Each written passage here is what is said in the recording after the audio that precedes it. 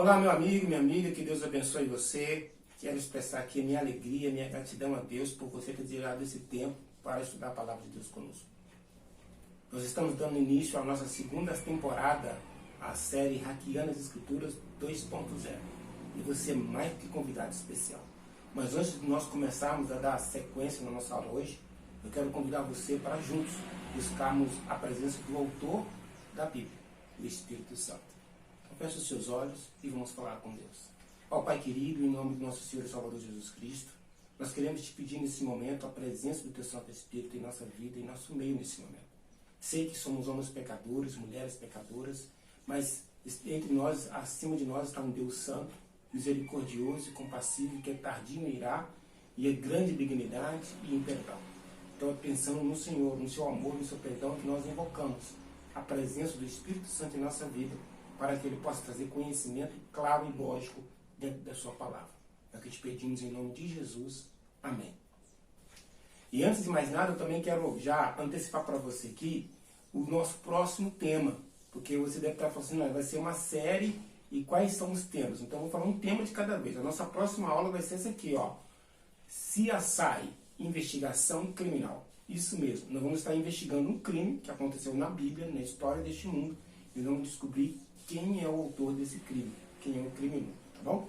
E para hoje, bom, o tema de hoje é fantástico, o mapa de Deus. Você já ouviu falar que Deus tem um mapa? Pois é, e normalmente todo mapa nos leva a um grande tesouro. Para isso, eu quero convidar você a abrir a sua palavra no livro de Mateus, capítulo 13, versículo 44. Em Mateus 13, verso 44, nós lemos o seguinte: o reino dos céus é semelhante a um tesouro oculto no campo, o qual certo homem, tendo-o achado, escondeu, e transbordante de alegria, vai, vende tudo que tem e compra aquele campo. O reino dos céus é semelhante a um tesouro oculto. E Jesus estava comparando o tesouro que estava escondido aqui na terra com o céu. O que acontecia naquele tempo? Era muito simples. É que naquela época não existia banco para as pessoas guardarem seus dinheiros. Então o que elas faziam? Ela pegava o ouro, as coisas preciosas que ela tinha e enterrava em algum local determinado no quintal, perto de uma árvore, perto de uma estaca, perto do pé da escada, na quina da casa, um lugar que só ele sabia onde estava. E o pior poderia acontecer, por exemplo, se tivesse uma guerra e o país perdesse e tivesse que sair fugindo, correndo, quem tomasse posse da terra, o outro governo nem ia saber que tinha ouro escondido por ali. Então, o ouro ficava para trás. Ou até mesmo o dono da casa poderia morrer de forma súbita, sem ter contado para nenhum dos seus parentes aonde estava o terreno, e um dos seus parentes arrendar o terreno, e quem arrendasse acabava sendo o dono do tesouro. Mas parece que foi exatamente isso que aconteceu. Alguém arrendou o terreno. E esse homem que arrendou o terreno, ele foi para esse terreno, ele começou a preparar o terreno com o intuito de arar a terra para plantio. Não sei se ele plantou milho, se ele plantou quiabo, se ele plantou pepino, que ele estava em intenção de plantar. O fato é que ele estava preparando a terra para cultivar algo, provavelmente trigo. Mas o que aconteceu? No meio da trajetória em que ele estava ali com o arado, com a sua junta de boi, o arado bateu em algo. Normalmente, como todo arador faz, ele tirou esse algo para poder continuar o trabalho. Mas, para sua surpresa, não era algo comum. Ele percebeu aquilo ali era um tesouro. E o que ele fez? Ele voltou com o tesouro para o lugar dele, entupiu ele de terra no mesmo local, vai para casa. Imagine a cena, gente. Esse camarada chegando em casa e colocando tudo que ele tem à venda. Colocou carro, bicicleta, carrinho de mão, motoca, velotão das crianças, televisão, videogame, geladeira, fogão, foi cama, bicama, sofá. Ele foi colocando tudo para fora e foi colocando na venda. Depois que ele vendeu tudo, ele ainda vendeu o terreno, vendeu a casa, vendeu tudo que tinha. Provavelmente, se ele fosse casado, a sua esposa iria brigar com ele. Falar assim, você está maluco, você está maluco? Vendendo nossas coisas que conseguimos com tanto sacrifício. E de repente ele pega todo aquele dinheiro, vai aonde ele havia arrendado o terreno e compra aquele terreno. E quando ele compra o terreno, a sua esposa continua falando na cabeça dele, dizendo, você está maluco? Nós estávamos com uma casa pronta, tudo prontinho, e agora vamos ter que começar do zero. Nós vamos ter que começar do zero e a gente não tem dinheiro.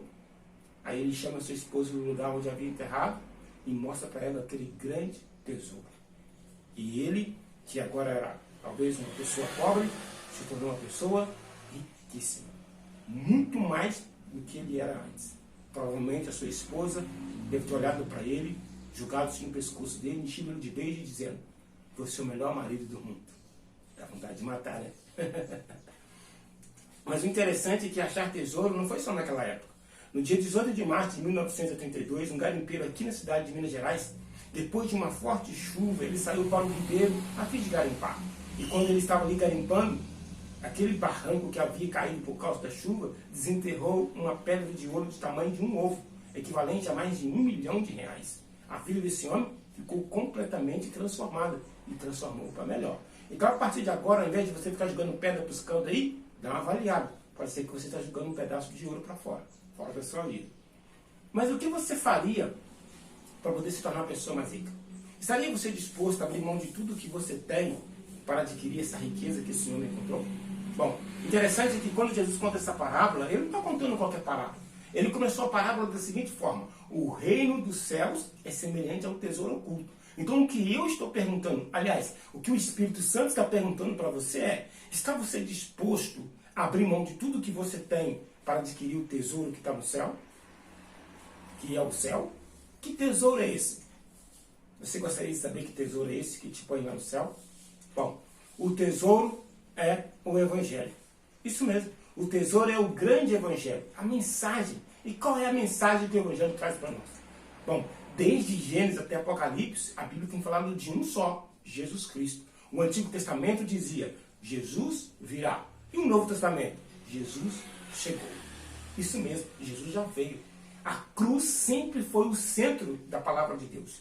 Interessante que lá no Antigo Testamento o povo oferecia sacrifícios, sacrificando um cordeirinho, apontando para um cordeiro que viria no futuro. E quando você vai para o livro de João, capítulo 1, verso 29, quando João vê Jesus, ele diz: eis aí o Cordeiro de Deus que tira o pecado do mundo. Ou seja, quando no Antigo Testamento eles sacrificavam um cordeiro, estava dizendo que um dia Jesus viria. E João Batista contemplou e disse: esse aí é o Cordeiro de Deus que tira o pecado do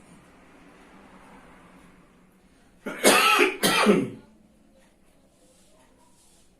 Diante disso, o que eu tenho que fazer? Aceitar. Porque no Novo Testamento, Jesus já veio. Ou seja, a salvação, a cruz de Cristo, o amor de Deus revelado no sacrifício de Cristo é o Evangelho.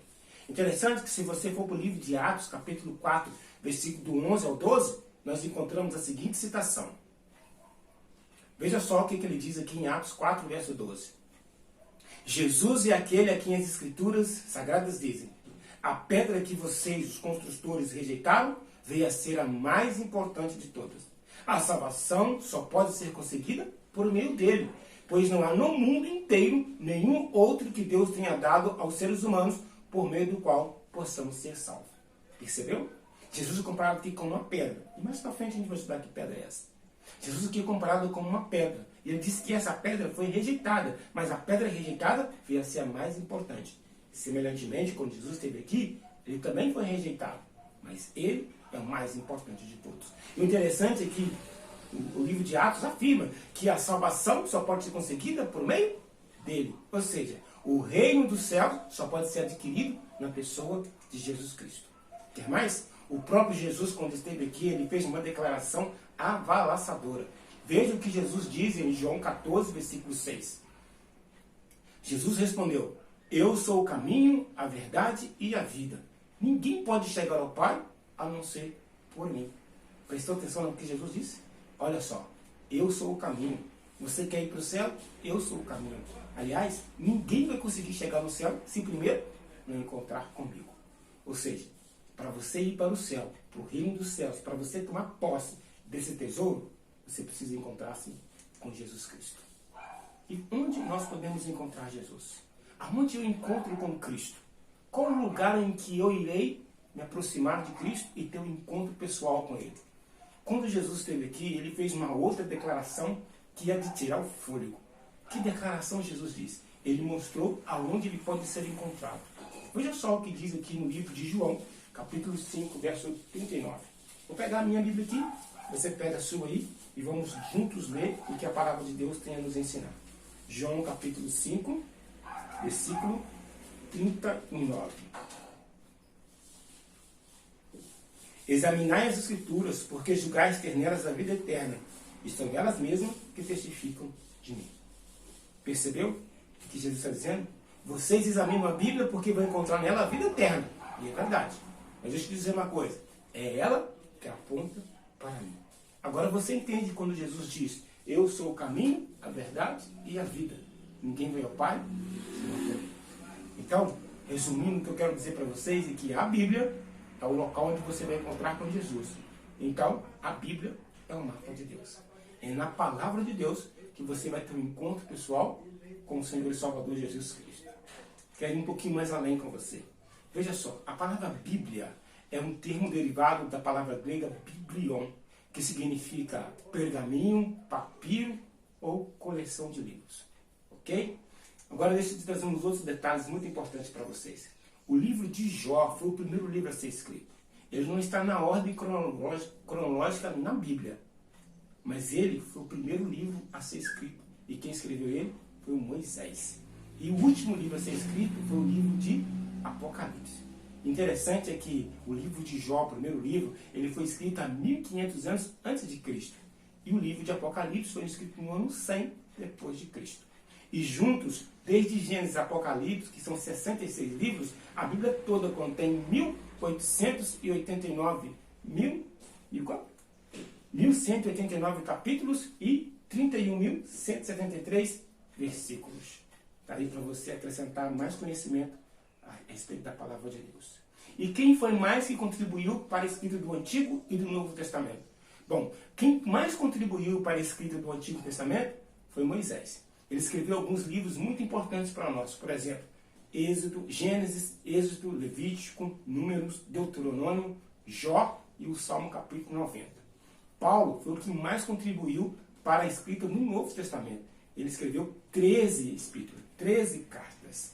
Então, você tem aí os dois homens que mais contribuíram para a escrita da Bíblia. Agora, o interessante é que a palavra de Deus, nós a dividimos elas em 5 partes. Quais são as 5 partes? Primeira parte, história, poesia, profecia, evangelho e cartas. Por que isso é importante? Para você saber o que você está lendo. Você está lendo história, poesia, profecia? Você está lendo algumas informações, orientações que o apóstolo deu através das suas cartas? Ou você está lendo algumas parábolas que estão relatadas ali no livro dos evangelhos? Você precisa saber o contexto disso tudo para poder ficar mais fácil a compreensão da palavra de Deus. Agora vai ficar muito mais prático para você. Agora, outra coisa que você precisa saber é que a Bíblia ela foi escrita por judeus, lá no passado. Mas ela serve para todas as culturas e épocas de qualquer pessoa. Você já reparou que quando você precisa de uma palavra de esperança, você vai num livro, num verso da Bíblia que foi escrito há 1000, 2000 anos atrás? E eles parecem que foi escrito ontem para a nossa geração? Por quê? Porque tem uma bênção especial sobre esse livro.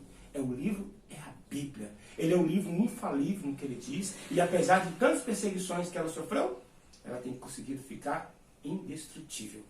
Por quê? Porque Deus está por detrás desse livro. Interessante é que a palavra de Deus, as suas palavras têm se cumprido à risca. Por exemplo, se você pegar o capítulo 2 do livro de Daniel, você vai perceber que a história de Daniel, que começou no capítulo 2, lá em Daniel capítulo 2, sobre a história de Babilônia, do rei de Babilônia, com o sonho que ele teve, nós estamos vivendo esse sonho. Esse sonho ainda não acabou na profecia. Nós estamos ainda chegando ao final desse sonho. Por quê? Porque Deus deu a profecia mostrando para Daniel da onde ele estava até o fim do mundo. E como o mundo ainda não acabou, nós estamos seguindo a profecia. E tudo tem se cumprido do jeito que Daniel viu na sua visão. Do livro de Gênesis até o livro do Apocalipse, que é o último, nós temos 66 livros, totalizando. O interessante é que esse livro foi escrito por pessoas de épocas diferentes, culturais, sociais, níveis sociais, tudo diferente. Uns eram reis, outro era lavrador, o outro era agricultor, o outro era pescador, o outro era médico, o outro era advogado e por aí vai. O nível social dessas pessoas era muito diferente, mas parece que era tudo igual, porque todos eles estavam sob a influência do Espírito Santo de Deus. E quanto tempo demorou para a Bíblia ser escrita? 16 séculos, ou seja, 1600 anos, ok? Para você ficar por dentro aí. E quantas pessoas Deus precisou usar para escrever a palavra de Deus? 40 autores. Entre eles, nós temos Moisés, nós temos Davi, nós temos Lucas, que era médico, nós temos Paulo, que era advogado, nós temos Pedro, que era pescador, você tem Amós, que era boiadeiro, você tem Esther, que era rainha, você tem Samuel, que era profeta, e por aí vai. 40 pessoas ao total foram que Deus usou para poder escrever a palavra de Deus. Eu trouxe para você aqui o desenho de uma Bíblia como um pergaminho do passado. Aqueles pergaminhos que eram 2 rolos, né? E eles desenrolavam um e enrolavam para o lado de cá. E aí a Bíblia ia passando. E assim eles iam lendo o que estava ali no meio. Era assim que era a Bíblia no passado. Hoje nós estamos ela com muito mais modernidade e muito mais fácil para você achar os livros, os capítulos e os versículos. Uma coisa interessante que também você precisa saber sobre a Bíblia é que a palavra de Deus é o livro mais odiado no mundo. Na Revolução Francesa, milhares de exemplares bíblicos foram levados das praças públicas para ser queimados. Tamanho o ódio que o povo tinha pela Bíblia e pelo cristianismo. Se você também olhar ali para aqueles países que odeiam a Bíblia, você vai encontrar a Ásia, o Oriente Médio, a África, entre os países que mais odeiam os cristãos, o cristianismo. Mas por que tanto ódio por um livro como esse? É que esse livro está tendo o poder de transformar vidas. Pessoas que tinham vida duvidosas, agora têm suas vidas corretas. Pessoas que tinham uma vida de crime, hoje são pessoas de total confiança. Pessoas ébrias se tornaram pessoas sóbrias. Tudo por causa do livro. Esse livro tem o poder de tirar da escravidão qualquer pessoa. Qualquer um que está sob a influência do inimigo de Deus, através desse livro e do poder de Deus, essa pessoa encontra a liberdade. Afinal de contas, foi o que Cristo disse: conhecereis a verdade, e a verdade vos libertará. E a palavra de Deus, de acordo com João 17, verso 17, Jesus diz: santifica-os na verdade, a tua palavra é a verdade. Por isso esse livro é odiado. Por outro lado, nós temos também uma outra coisa muito interessante em relação à Bíblia. É que se de um lado ele é o livro mais odiado, por outro lado, ele é o livro mais amado do mundo. Parece um paradoxo, mas é assim mesmo. Enquanto uma multidão odeia, uma outra multidão o ama. E são capazes de dar a vida pelo que está escrito nesse livro. Somente pelo poder de Deus.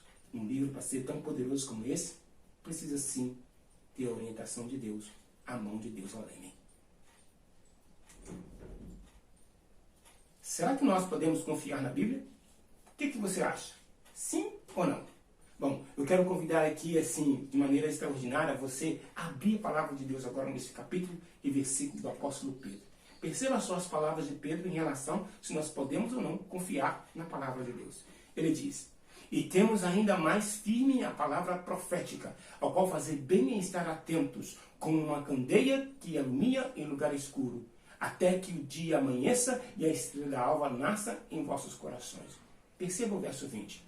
Sabendo particularmente isso, que nenhuma profecia da Escritura é de particular interpretação. Percebeu o que Pedro está dizendo aqui? Primeiro ele está dizendo que a Bíblia funciona como uma lamparina, como um farol, como uma lanterna quando a luz vai embora. E quer saber a verdade?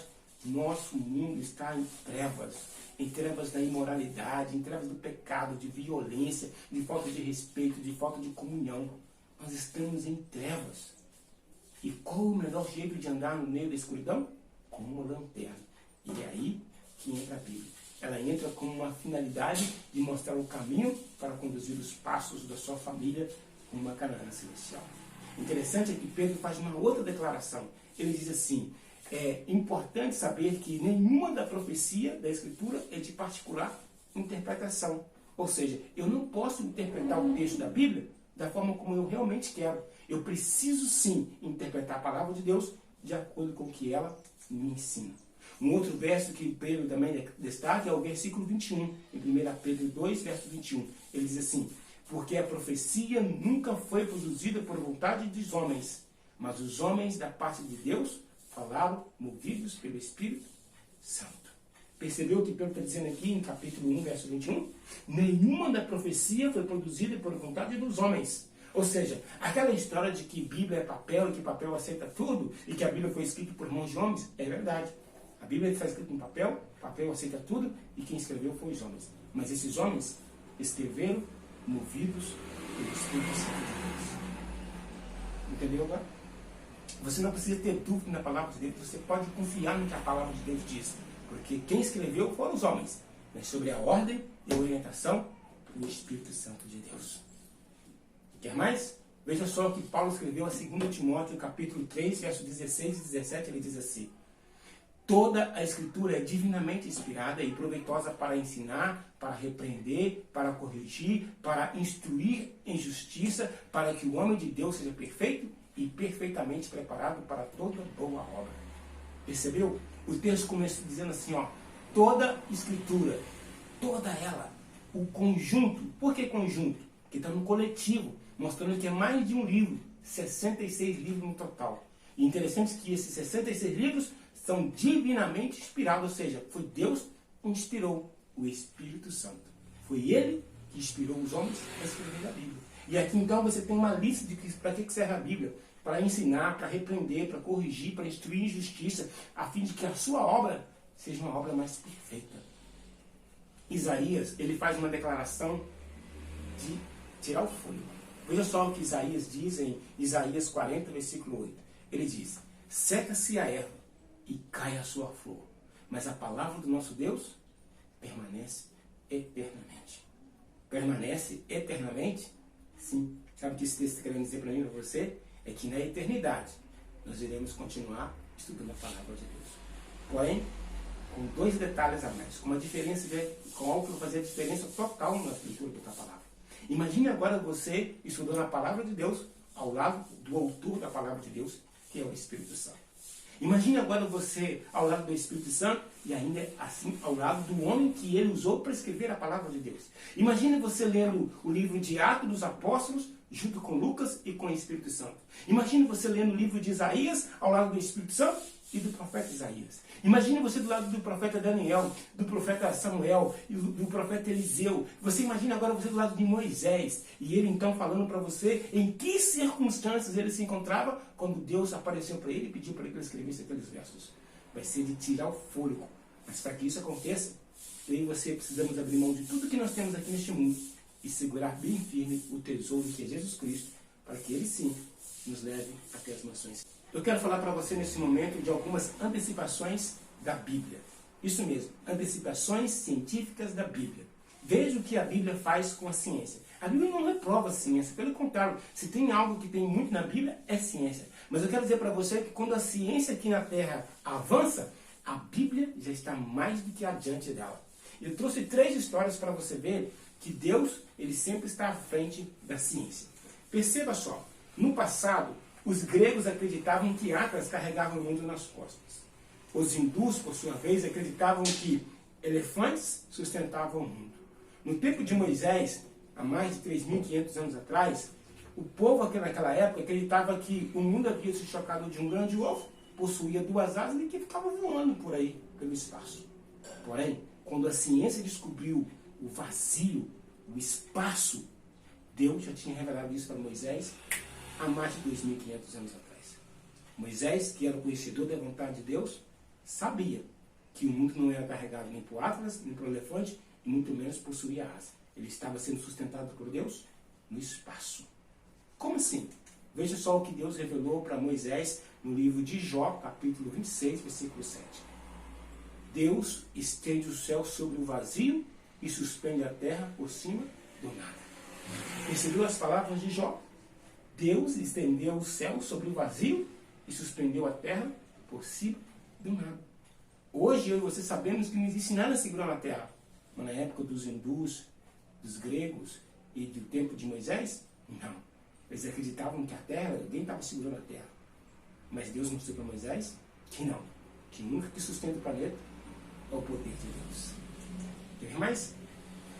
No tempo de Cristóvão Colombo, o povo tinha muito medo de sair navegando por aí, porque eles acreditavam que a qualquer momento eles iriam cair no precipício, porque eles acreditavam que a terra era quadrada. Mas Colombo, que era cristão e que lia a palavra de Deus, ele encontrou um verso que mudou a sua história.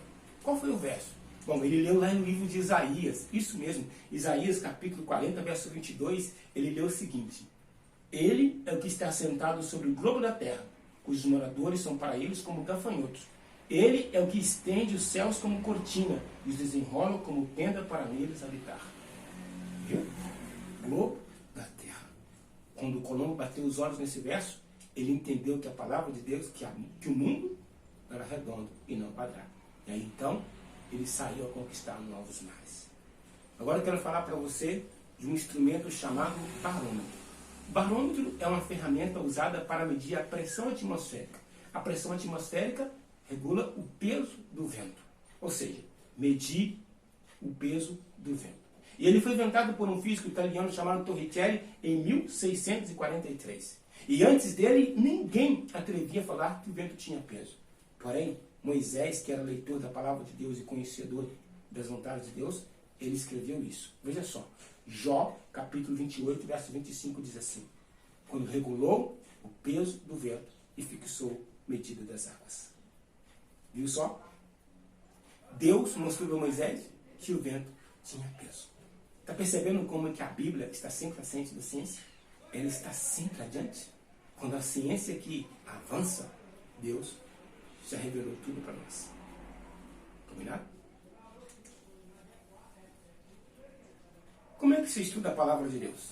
É possível estudar a palavra de Deus? Sim, mas como que faz isso? Como que se estuda o Evangelho? Como que a gente estuda a palavra de Deus? Quero nesse momento convidar você a achar aí na sua Bíblia o livro de Isaías, capítulo 28, versículo 10. Apesar de estar aparecendo aqui na tela, se você puder, acompanhe na sua palavra. Perceba só o que diz aqui, Isaías 28, versículo 10. Diz assim: pois é preceito sobre preceito, preceito sobre preceito, regra sobre regra, regra e mais regra. Um pouco aqui, um pouco ali. Percebeu? Um pouco aqui, um pouco ali. Você não vai encontrar um verso na Bíblia que vai destrinchar toda uma história, trazendo os detalhes e significados. Você vai ter que pesquisar em toda a Bíblia. Você vai ter que ler um verso em Mateus, um outro talvez em Isaías, talvez um outro lá em Gênesis, em Deuteronômio, em Apocalipse. É como se fosse peças de quebra-cabeça. Quando você junta todas as peças, você começa a montar e aí você tem um quadro completo do assunto. E eu trouxe para vocês aqui 3 versos da Bíblia sobre o mesmo assunto, uma diferente da outra. Vamos analisar? O primeiro texto para nós se encontra aqui no livro de Lucas, capítulo 21, verso 7. E nós lemos da seguinte forma: perguntaram-lhe dizendo: mestre, quando serão, pois, essas coisas? E que sinal haverá quando isso estiver para acontecer? Perceba que aqui não fala o nome de ninguém, apenas que alguém se aproximou perto do mestre e perguntou quais seriam os sinais das coisas que iriam acontecer. Bom, mas quando você vai para o livro de Mateus, capítulo 24, versículo 3, nós lemos assim, ó: e estando sentado no Monte das Oliveiras, chegaram-se a ele os seus discípulos, em particular, dizendo: diz-nos quando serão essas coisas e que sinal haverá da tua vinda e do fim do mundo? Percebeu agora? Os seus discípulos. No outro lado, nós lemos, disse que alguém se aproximou perto do mestre, ou seja, juntando os dois, nós chegamos à seguinte conclusão: os discípulos chegaram perto do mestre. Agora, quantos discípulos Jesus tinha? Bom, ao todo tinha 70. Dos 70, ele escolheu 12. Será que chegou um coral de 70 vozes? Ou chegou um coral de 12 vozes para perguntar isso para ele? Vamos para a Bíblia? Veja só o que o discípulo Marcos fala a respeito desse mesmo assunto. Ele diz assim, ó: e assentando-se ele no Monte das Oliveiras, defronte do templo, Pedro e Tiago, e João e André lhe perguntaram em particular: diz-nos quando serão essas coisas e que sinal haverá quando todas elas estiverem para cumprir-se. Percebeu? Marcos capítulo 13, versículo 3 ou 4, trouxe mais detalhe do que Mateus e que Lucas. Está vendo como é que é simples? Você só precisa acreditar, ter paciência e esperar que o próprio Espírito Santo irá trazer o segredo do que ele está lendo para você. A Bíblia não é difícil de estudar. A Bíblia não é difícil de entender. O que você precisa é de ajuda. Ajuda de Deus e das pessoas que Ele capacitou para poder ensinar para você a palavra de Deus, a vontade de Deus. Mas agora eu quero falar ao seu coração, filho. Porque Deus tem uma promessa para mim e para você. Deus tem uma promessa para aqueles que estudam a Bíblia. Uma promessa que o próprio Senhor Jesus fez através do seu discípulo João, lá na ilha de Patmos. Ele disse que todo aquele que tira tempo para estudar a palavra de Deus, essa promessa vai se cumprir. E essa promessa é algo que eu e você estamos à procura dela constantemente. Você está procurando isso com todas as suas forças. Talvez você esteja procurando no lugar errado. Porque a palavra de Deus diz assim no livro de Apocalipse, capítulo 1, versículo 3. Nós lemos da seguinte forma: Bem-aventurado aquele que lê, e bem-aventurados que ouvem as palavras desta profecia e guardam as coisas que nela estão escritas, porque o tempo está próximo. Percebeu as palavras de Jesus? Ele está dizendo assim, ó, bem-aventurado. A palavra bem-aventurado significa feliz. Mais que feliz. Plena felicidade. Ele está dizendo, ó, felizes, muito felizes são aqueles que leem. Bem-aventurado, feliz, mais do que feliz, aqueles que ouvem e guardam, praticam os ensinamentos da palavra de Deus. Ah, meu querido, Deus está dizendo para você que a felicidade que você busca, que você procura, consiste em conhecer a palavra de Deus, em você tirar tempo para ler a palavra de Deus, em você tirar tempo para ouvir a palavra de Deus, e você colocar em prática os ensinamentos da palavra de Deus. Quando você faz isso na sua vida, você encontra o real sentido da vida. Você se torna uma pessoa plena, realizada, mais que feliz. Mas sabe qual é o problema da sociedade hoje? O problema é que a maioria não querem saber de Deus. A maioria das pessoas estão tampando os ouvidos e fechando os olhos para o único livro que pode lhe proporcionar a felicidade enquanto ainda estão vivendo nessa terra. Mas mais do que isso, ela vai lhe proporcionar o maior de todos os tesouros, a salvação em Jesus Cristo. O Evangelho, o grande tesouro que está oculto. Você precisa abrir mão do seu preconceito. Você precisa abrir mão das ignorâncias que colocaram no seu coração relacionado à palavra de Deus e abrir a sua mente para poder entender o que é a vontade de Deus para a sua vida. Você quer ouvir a voz de Deus? Leia o livro. Devore o livro. Leia a palavra de Deus. Só que as pessoas não querem isso. Não existe promessa de felicidade para quem não lê a palavra de Deus. Não existe promessa de felicidade para quem não dedica tempo em ouvir a voz de Deus. Não existe promessa de felicidade para quem não obedece o que a palavra de Deus diz. Mas hoje Jesus vai trazer para você 3 planos dele para você. O que ele deseja para você. Ele deseja 3 coisas de você. 3 atitudes na sua vida. E quais são elas? A primeira e a segunda se encontram no mesmo versículo. Deuteronômio, capítulo 17, verso 19. Veja só o que Jesus diz aqui, o que ele espera de você em relação à palavra de Deus. Ele diz assim, olha, e o terá consigo, e nele lerá todos os dias da sua vida, para que aprenda a temer ao Senhor, seu Deus, para guardar todas as palavras desta lei e esses estatutos para fazê-los. Percebeu? Primeiro você terá que ter o livro. Depois você vai ter que ler ele todos os dias da sua vida. Tenha o livro. Ah, eu não tenho. Adquira, compra. Hoje tem um monte de livrarias boas aí que vendem bíblias. Leia a palavra de Deus todos os dias da sua vida. Mas não é só isso.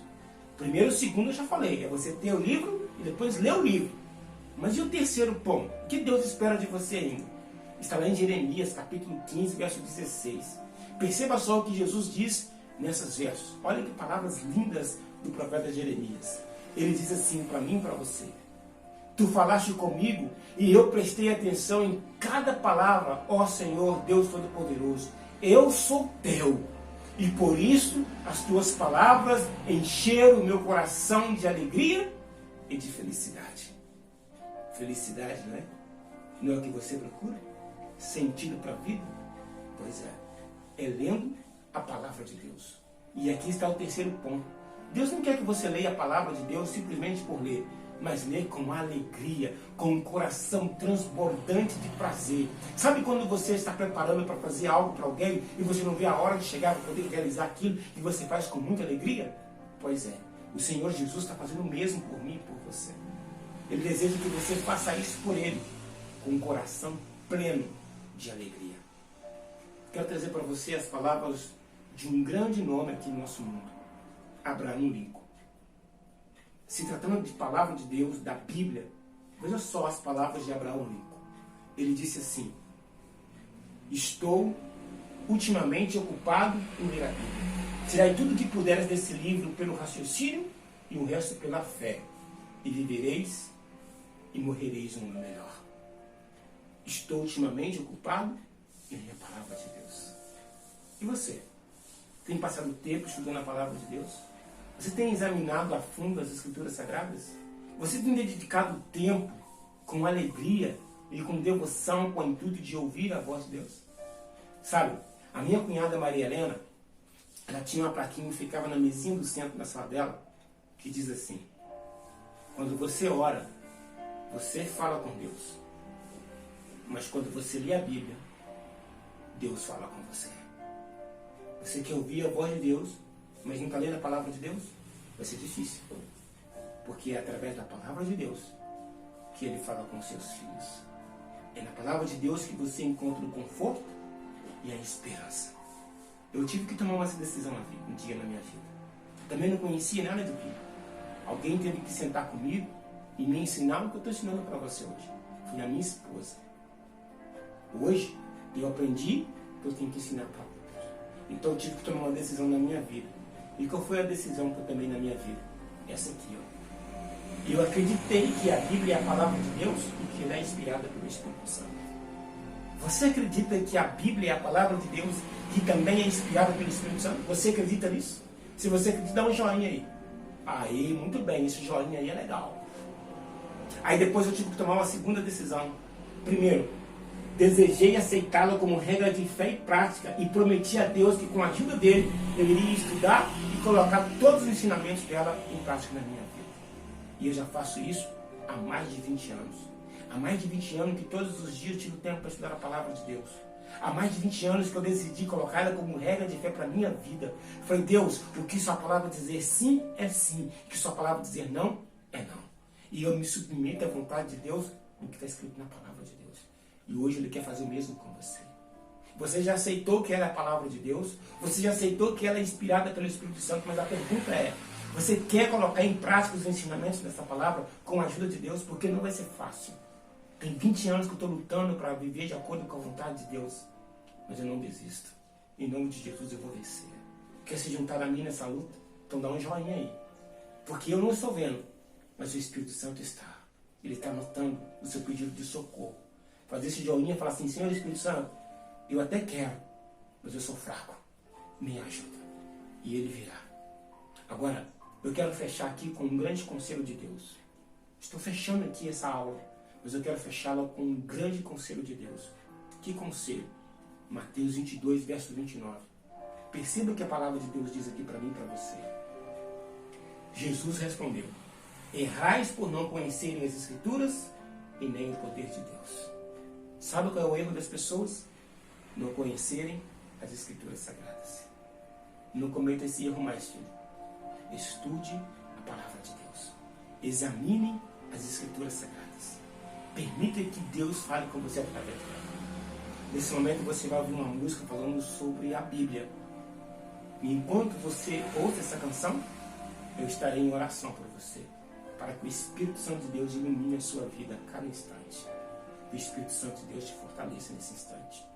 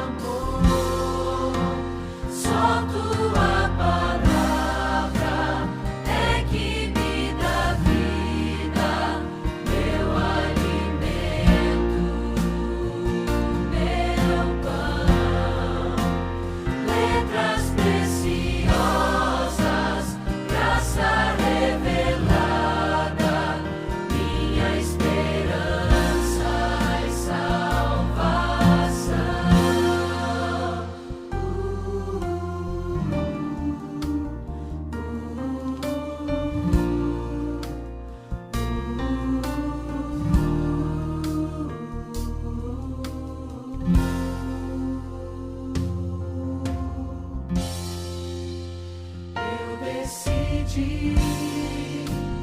Quero viver seguindo os passos do Senhor, pra não pecar, pra não cair, aprender mais do teu amor. Só tua palavra é que me dá vida, meu alimento, meu pão. Letras preciosas, graça revelada, minha esperança e salvação.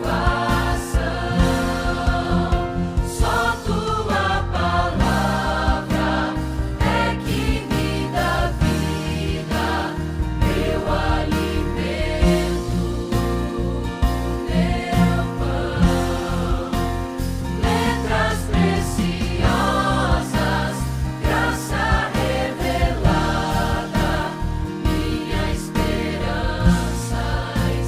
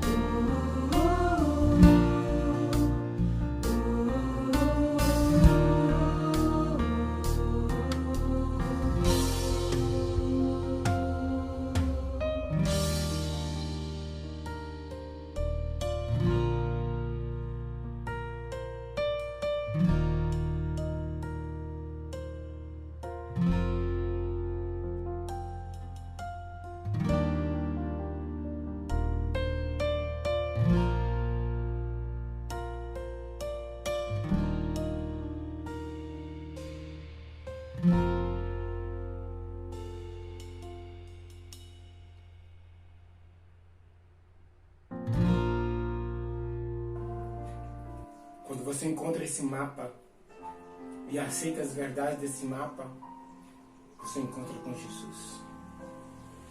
E Jesus disse assim: todo aquele que vem a mim, de maneira nenhuma o lançarei fora. Ele está com os braços abertos, esperando por você. Ele está esperando por você porque Ele é o caminho para você chegar ao Pai. Então, nesse momento, junte-se a nós. O salmista, escrevendo o Salmo 119, versículo 105, ele fez a seguinte afirmação: lâmpada para os meus pés é a tua palavra, e luz para os meus caminhos. Querido, faça das palavras do salmista as suas.